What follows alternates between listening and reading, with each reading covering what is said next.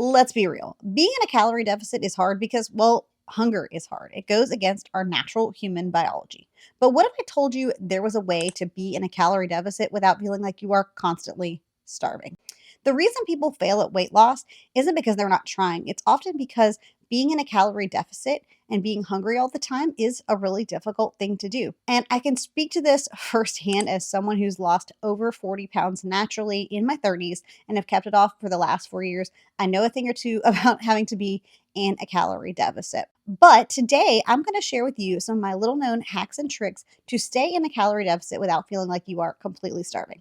So, if you're ready to finally lose the weight and keep it off, let's get started. So, tip number one is to prioritize your protein and use the 10-100 rule. What's the 10-100 rule, you ask? Well, the 10-100 rule means 10 grams of protein per 100 calories. This is a great way to know if something is a good source of protein and not just something they slapped a label of has protein, because you see that in the grocery store all the time. Everything says high protein, but is it actually? So let's say you've got a protein bar that you're looking at and it's, 200 calories. In a perfect world, you want to cut off that other zero. And so you'd like it to be 20 grams of protein minimum. Now, not every food is going to fall into this, and some of these foods are going to be great and they're going to meet the 10-100 or be close to. Others are going to suck and they're going to be at like a 1 or a 2. Those are foods you likely want to avoid because they're just not great sources of protein for your calorie budget. That doesn't mean you can't have them. It just means that you're not getting as much bang for your buck from a protein standpoint. But I will link some good sources of protein somewhere on the screen for you guys so you can see them, of course, in natural foods as well. I just use a protein bar as an example because a lot of times the foods that we see that are like labeled high protein in the grocery store often don't meet this rule very well. They just slapped high protein on something, and that annoys me to all get out. Like the pretending the things are high protein that aren't is annoying, but as consumers, that means we have to assess it for ourselves. The other piece of this is the prioritize protein bit, which of course is an extremely valuable tip that I share really all the time. Let's be real. I'm sorry. I'm not going to stop because it's such a valuable one. This is going to keep you full for longer. Protein helps you to not only build muscle, which is going to improve your basal metabolic rate, the rate that your body is burning calories at rest, which is a really good thing and something that we really want, but it's also more difficult for your body to digest and takes longer for your body to digest. So that's going to keep you full for longer. So these are great starts to keeping you in your calorie deficit if you're prioritizing protein and making note of doing your best to get the 10-100 rule from the foods that you're consuming protein from. Number two, keep a food log and measure your food. I know you don't want to hear this. I know you do not. But here's the reality.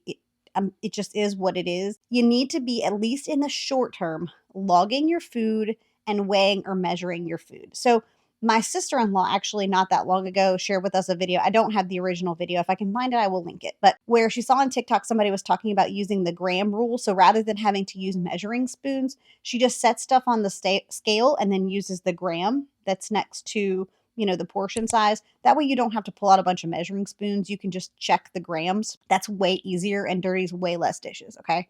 Save yourself some time. It's genius. Weighing and measuring your food is really important for two reasons, really. The first reason is because when we are hungry, it's being in a calorie deficit means you are going to be a little bit hungry. It doesn't mean you need to be starving, but you're likely going to be a little bit hungry sometimes. And so you need to know where you are in your calorie deficit for the day. Because if, let's say, you're in a calorie deficit and your calories for the day are 1900, I'm just making up a number here. I'm not telling you should be in a calorie deficit and that your calories should be 1900.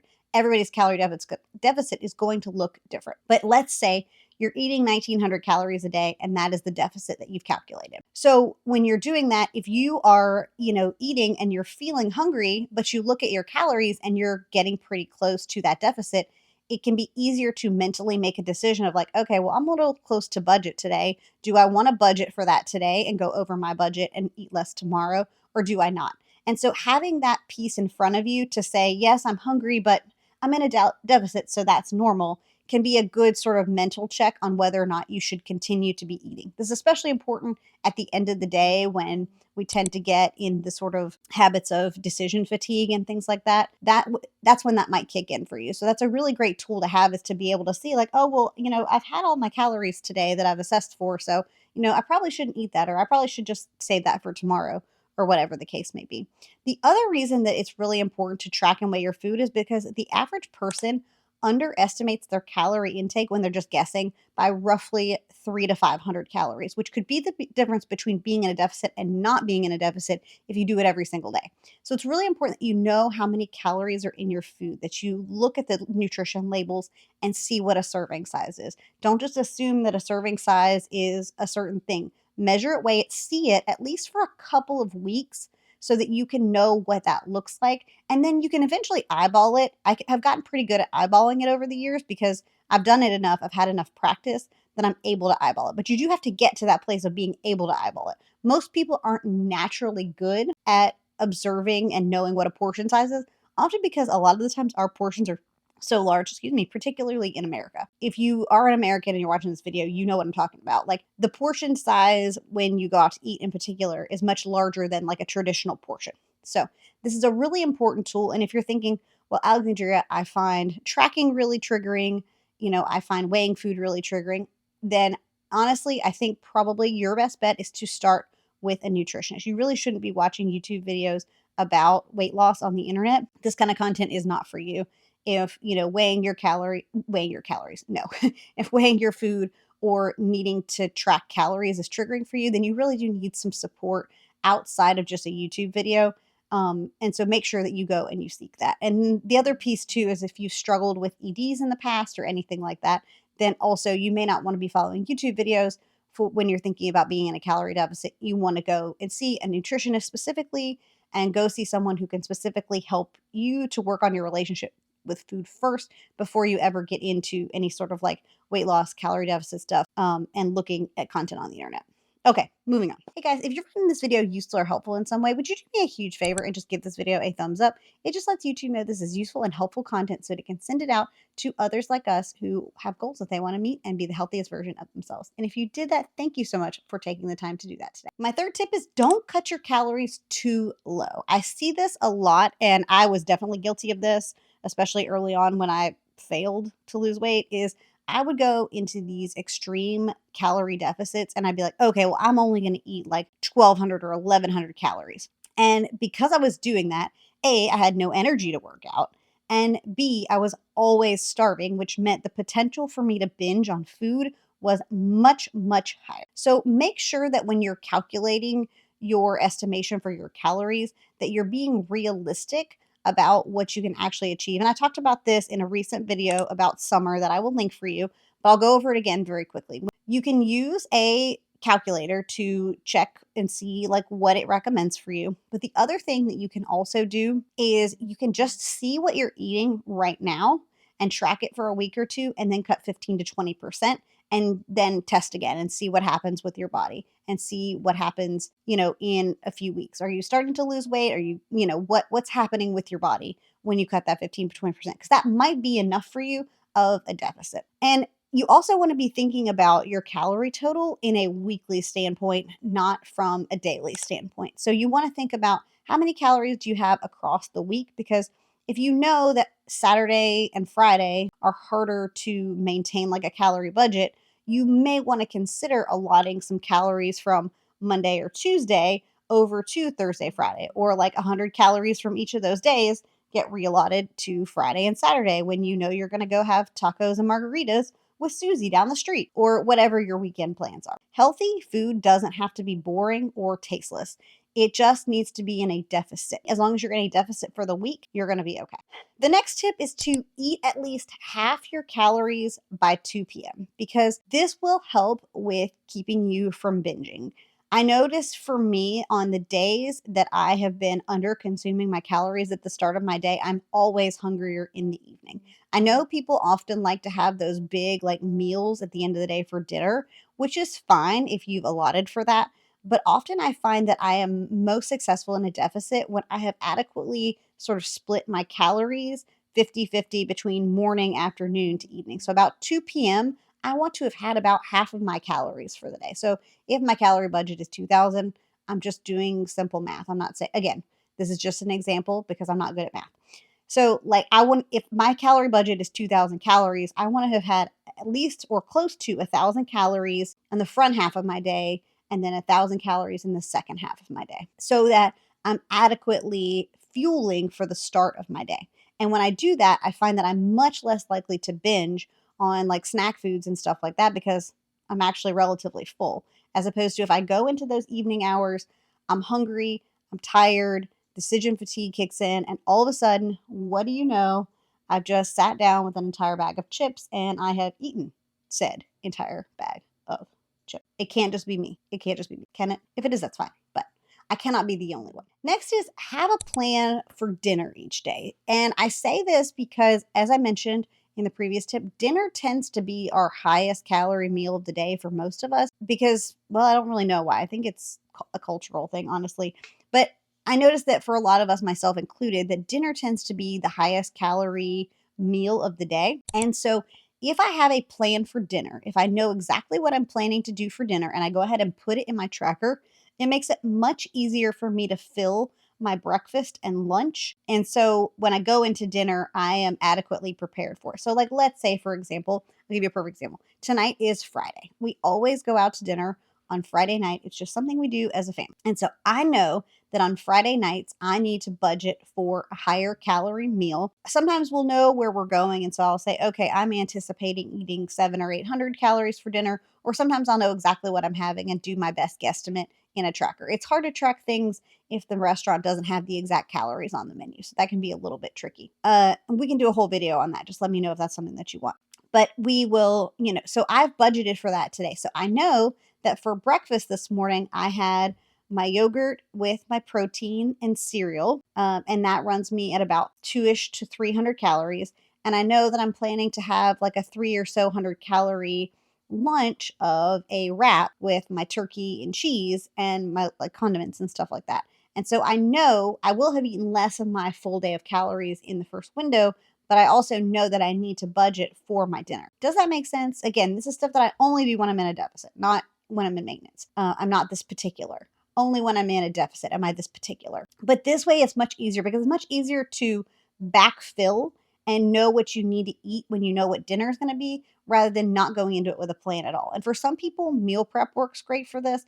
That's just not been a strategy that's worked for me. I talked about this in a video not that long ago that I'll link about strategies that work for other people that don't work for me. And that's one of them. Meal prep as a general rule, doesn't work for me. But backfilling and knowing, hey, yes, this is what we're having for dinner tonight, and these are the calories associated, helps me to backfill breakfast and lunch. Do not underestimate the importance and the impact of a high protein meal as your first meal of the day. Every single time I do this, I know the difference. I know when I'm going to stay in my calorie budget and when I'm not, especially in a deficit, based on what I eat for breakfast in the morning. If I am eating high carb, low protein, I can almost guarantee you that I'm going to end up exceeding my calorie budget for the day. But if breakfast, I start with getting like between 20 and 30 grams of protein, I will more than likely stay in my calorie budget for the remainder of the day. Two reasons for that. One of them is psychological, which is, you set the tone for your day by the choices that you make as your first decision of the day. So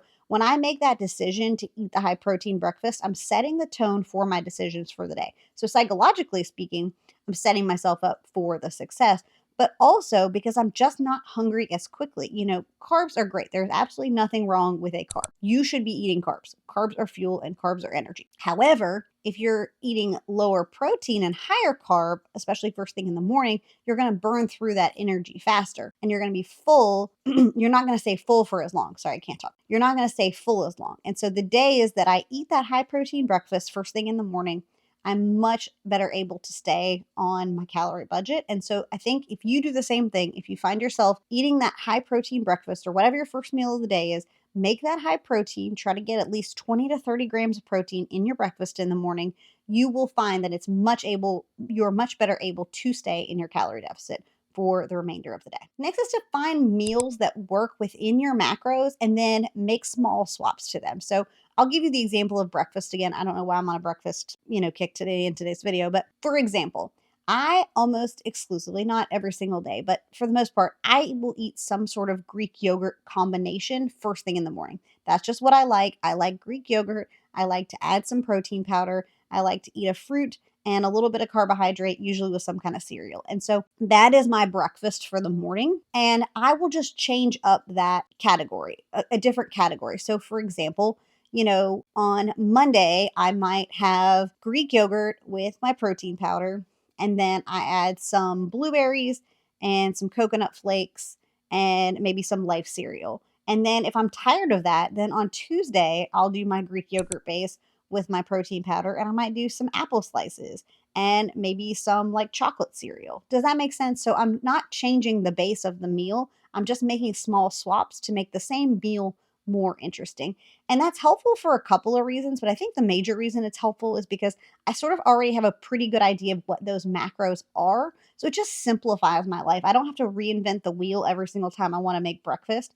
So just find a couple of meals that you really love and make them more interesting. If you always eat 2 eggs for breakfast in the morning, make your 2 eggs scrambled one day, and then, boiled the next, and then in an omelet the next, so that you have the same sort of base meal, but that you're making changes to keep it interesting. So that'll help keep you in that calorie deficit without feeling bored of the foods that you're eating, especially if you're like me and you're not great in the kitchen.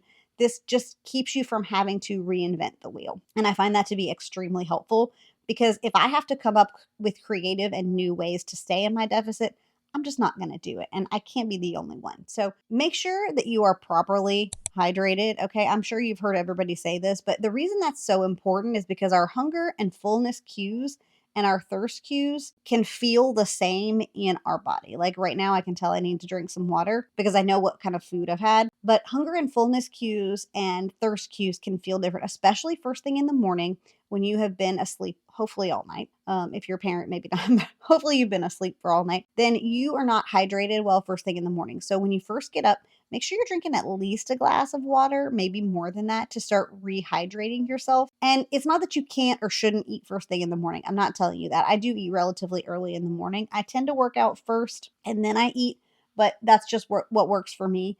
But you want to make sure that you're staying properly hydrated, especially if you're in a calorie deficit. It's going to keep you from feeling so hungry because you're, keeping your stomach sort of satisfied.